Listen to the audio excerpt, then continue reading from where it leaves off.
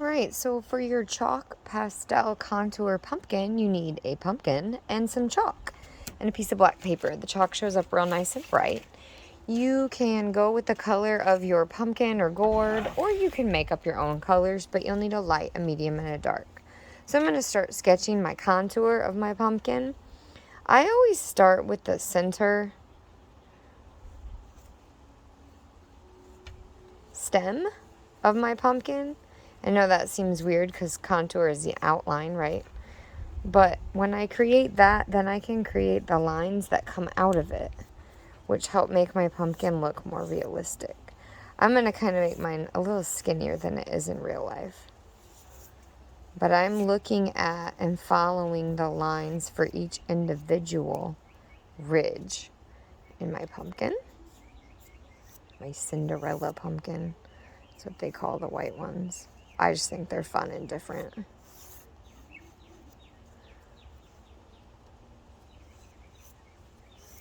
So once I've added in as many of those whole crescent shapes, I'll add in the halves and the parts.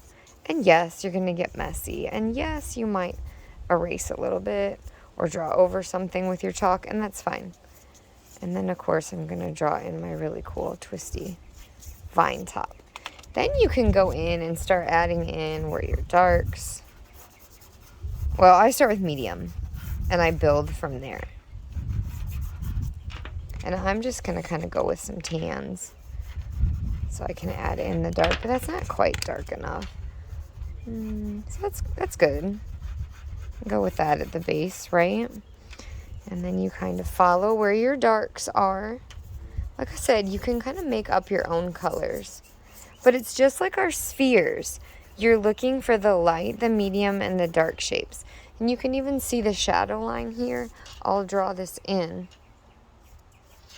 Usually I save the shadows for the end. Then you can have fun just playing and blending and mixing with your chalks.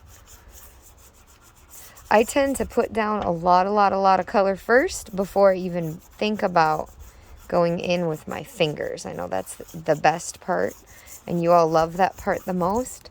But if you do it too early, you don't have enough chalk on your paper, and then it gets thin. You really want the chalk and the color to stand out. See how I color in pretty much everything first, right? Then I can go in and mix and blend.